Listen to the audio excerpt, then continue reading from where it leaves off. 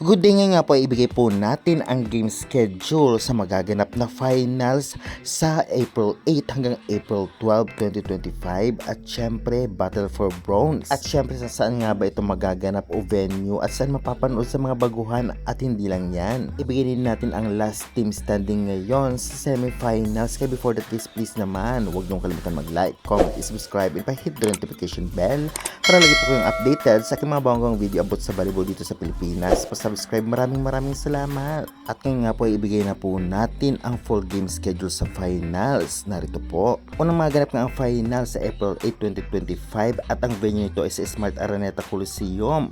Battle for Bronze 4 PM Chocomucho vs Akari Chargers at Battle for Gold Game 1 6:30 PM Kremlin vs Petrogas. At second day of finals nga magaganap April 10, 2025 ang venue nito ay sa Smart Araneta Coliseum.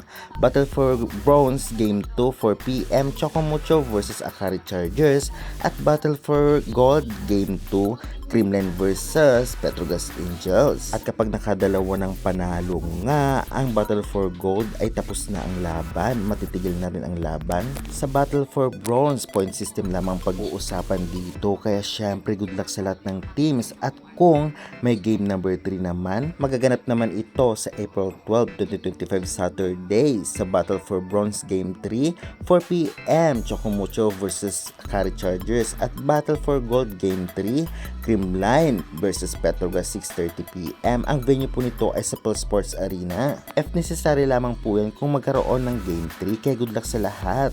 Ngayon naman ay ibigay po natin ang last team standing sa semifinals. Narito po ang buong resulta. Well, kitang-kita nga natin Petrogas Angels ang nangunguna o nanguna na may 3-0, 9 points. At Kremlin Cool Smashers pangalawa, 2-1, 6 points. Samantalang sa Battle for Bronze naman, Akari versus Chocomucho ang Akari nakakuha ng 1-2, 2 points at Chocomucho 0-3 na may 1 points dahil umabot sa 5th sets. Dahil dyan ay nakilala na nga natin ang mga finalist team at Battle for Bronze team. Alam naman nating lahat sa prelims ay tinalo ng Kremlin ang Petrogas at sa semifinals ay tinalo naman ng Petrogas ang Kremlin.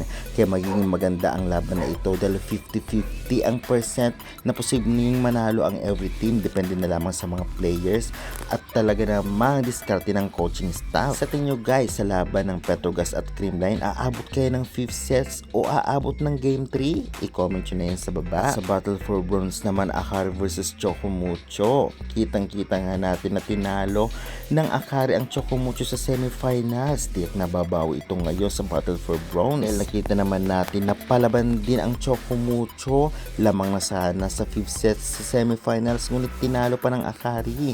Kaya tiyak 50-50 rin na posibleng manalo ang dalawang team na ito para pag-agawan ang Battle for Bronze. Kaya sa tingin nyo guys, anong team kayo makakuha ng bronze? Chocomucho or Akari? I-comment nyo sa baba at huwag kalimutan mag-like and subscribe for more updates.